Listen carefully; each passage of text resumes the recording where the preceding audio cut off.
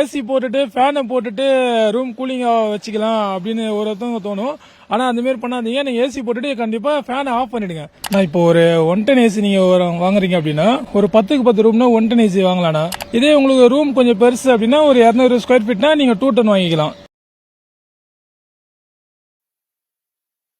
Maintain பண்ணினாலே நீங்க 16ல வைக்க வேண்டிய அவசியமே இல்லை. 24, 25ல வச்சு யூஸ் பண்ணிக்கலாம். முழு மெயின் காரணம் என்னன்னா சர்வீஸ் மெயின்டைன் பண்ணுங்க, அவ்வளவுதான். கேஸ் கசிவை கண்டுபிடிக்கலாம். அது எப்படி அப்படின்னா நுணுக்கமா தான் கண்டுபிடிக்க முடியும். அது ஒரு ஸ்மெல் வரும். 2 ஸ்டார் 3 ஸ்டார் 4 ஸ்டார் 5 ஸ்டார் அப்படின்னு சொல்லிட்டு ஸ்டார் ரேட்டிங் இருக்கு. அந்த ஸ்டார் ரேட்டிங்கை பொறுத்து தான் வந்து உங்களுக்கு பொருள் தரமா இருக்கும் உள்ள.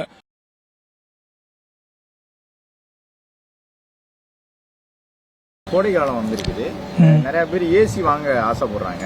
பொதுவாக ஒரு ஏசி வாங்குறதுக்கு முன்னாடி நம்ம எதெல்லாம் கவனத்தில் கொள்ளணும்? 1 டன்னுங்கிறாங்க, 1 டன்னுங்கிறாங்க. அது எந்த அடிப்படையில் தீர்மானிக்கும்? சார் வணக்கம், என்னுடைய பேர் வந்து மணிகண்டன்.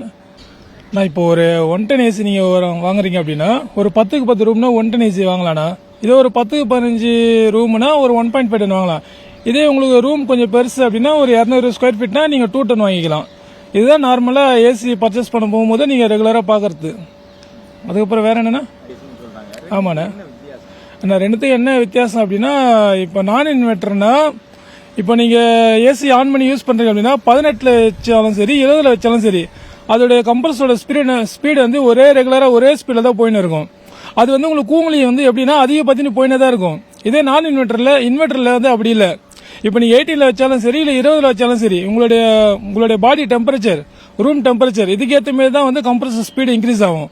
அப்போ வந்து உங்களுக்கு கரண்ட் பில் நிறைய சேவ் ஆகும்.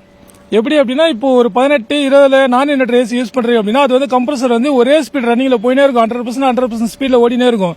இதே நீங்க இன்வெர்டர் மாடல் வாங்கிட்டீங்க அப்படின்னா நீங்க 18ல வச்சாலும் சரி 20ல வச்சாலும் சரி 22, 21ல வச்சாலும் சரி உங்களுடைய பாடி டெம்பரேச்சர், ரூம் டெம்பரேச்சர் அது ஏற்ற மாதிரி என்ன கம்ப்ரஸர் ஸ்பீடு வந்து 100ல ஓடாது. கொஞ்ச நேரத்தில் 50 ஓடும், அப்புறம் 60 ஓடும், 70 ஓடும். அப்போனா உங்களுக்கு கரண்ட் பில் அதிகமாக சேவ் ஆகும். நான் இன்வெர்டருக்கும் முக்கிய காரணம் அது வாங்குறதுக்கு அப்படின்னா கரண்ட் பில் சேவிங் தான். அதே போல வந்து இப்ப ஏசி வந்து ரொம்ப 18, 16 அப்படிலாம் குறைச்சு வைக்கிறாங்கல்ல. ஆமா, ஈஸி ரொம்ப அதிகமா கிடைக்கணும்ல. ஆமா, அது மாதிரி குறைச்சு வைக்கையில அந்த கண்டென்சர் இதெல்லாம் ரொம்ப நேரம் ஓடிக்கிட்டே இருக்கும், கட் ஆஃப் ஆகாமன்னு சொல்றாங்க. அதை கொஞ்சம் தெளிவா சொல்லுங்களேன். அந்த மாதிரி குறைக்கிறது எந்த அளவு பொருளாதாரத்துக்கும் பிரச்சனை, நமக்கு தனிப்பட்ட முறையிலும் பிரச்சனை? இப்போ நீங்க 16, 18 முதல்ல எதுக்கு வைப்பீங்க? ரூம் ஃபுல்லா கூலிங் ஆகல அப்படின்னு தான் வைப்பீங்க. நீங்க 25, 26 வைப்பீங்க.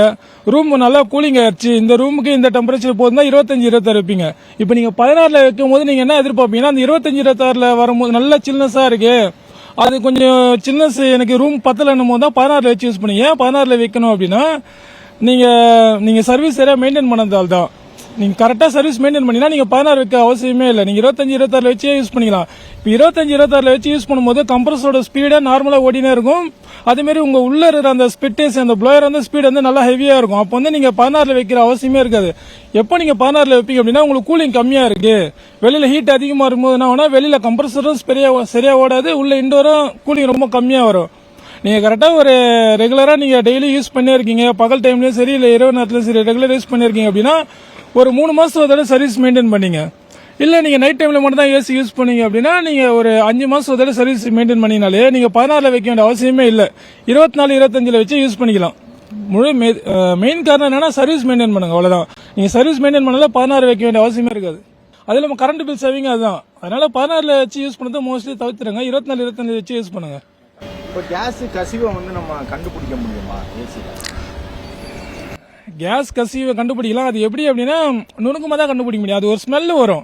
அந்த ஸ்மெல் வந்து நார்மலா நீங்க எங்கேயுமே நீங்க எதிர்பார்க்க முடியாது. அது ஒரு மாதிரி கேஸ் ஸ்மெல் தான். அது நீங்க ரொம்ப ஏசி கிட்ட போய் ஸ்மெல் பண்ணாலே உங்களுக்கு தெரிஞ்சிடும். நார்மலா அந்த நாம நார்மல் கேஸுக்கும் அந்த கேஸ் ஸ்மெல்லுக்கும் உங்களுக்கு கிட்ட தெரிஞ்சிடும். அப்படிதான் கண்டுபிடிக்க முடியும். அது ஸ்மெல் தான், ஸ்மெல் வச்சு தான் கண்டுபிடிக்க முடியும். இப்போ ஒரு ஏசி வாங்கையில நான் ஒரு விலை குறைவான ஏசி அப்படின்னு பார்த்து வாங்கினா போதுமா, இல்ல வேற பாதுகாப்பு அம்சங்களை பார்த்து வாங்கணுமா? எந்த மாதிரி நான் விஷயங்களை பார்த்து கவனிச்சு வாங்கணும் ஏசி? அது எப்படி சொல்றது, ஷோரூம்ல போனீங்கன்னா இப்போ நீங்க ஒரு பிராண்ட் எதிர்பார்த்து போவீங்க. ஆனா அந்த பிராண்ட்லயே இன்னொரு பிராண்ட்ல ஈக்குவல் பண்ணி பேசுவாங்க. நீங்க அதை பார்க்க கூடாது. அந்த ஏசிலே பாத்தீங்கன்னா ஸ்டார் ரேட்டிங் இருக்கு.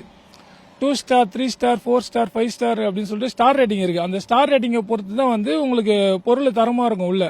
அந்த ஸ்டார் ரேட்டிங்ல 2 ஸ்டார் 3 ஸ்டார் இருக்கு பாத்தீங்களா, அதோட வேல்யூ பாத்தீங்கன்னா கொஞ்சம் நார்மலா இருக்கும்.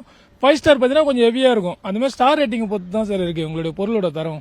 எவ்வளவு கால இடைவெளியில ஏசி வந்து சர்வீஸ் கொடுக்குறாங்க? சார் நீங்க டே நைட்டு ரெகுலரா யூஸ் பண்ற மாதிரி இருக்கு அப்படின்னா நீங்க கண்டிப்பா 3 மாசத்துக்கு ஒரு தடவை கண்டிப்பா சர்வீஸ் பண்ணும். அதாவது ஒரு வருஷத்துக்கு 4 தடவை. இல்ல நான் எங்க பகல்ல மோஸ்ட்லி யூஸ் பண்ண மாட்டேன், நைட் டைம்ல மட்டும் தான் யூஸ் பண்ணுங்க அப்படின்னா 5 மாசத்துக்கு ஒரு தடவை, அதாவது ஒரு வருஷத்துக்கு 2 தடவை சர்வீஸ் மெயின்டைன் பண்ணும். இது வந்து ஜெனரல் சர்வீஸ். இது வந்து நீங்க ஏசி யூஸ் பண்ணதை பொறுத்து தான் நான் சொல்றேன்.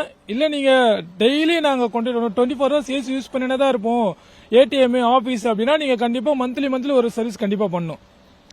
அதே மாதிரி 2 வருஷத்துக்கு ஒரு தடவை கம்பல்சரி வாட்டர் வாஷ் பண்ணும். அதாவது மேனுஃபேக்சரிங் சர்வீஸ். ஏசி ஃபுல்லா கட்டி கீழே இறக்கி தனித்தனியா பார்ட்டை பிரிச்சு screw, blower motor, evaporator coil அது எல்லாமே தனித்தனியா பிரிச்சுட்டு ஃபுல்லா கம்ப்ளீட்டா ஒரு டஸ்ட் இல்லாம வாட்டர் வாஷ் பண்ணி மாட்டணும். இது வந்து 2 வருஷத்துக்கு ஒரு தடவை கம்பல்சரி பண்ணும்.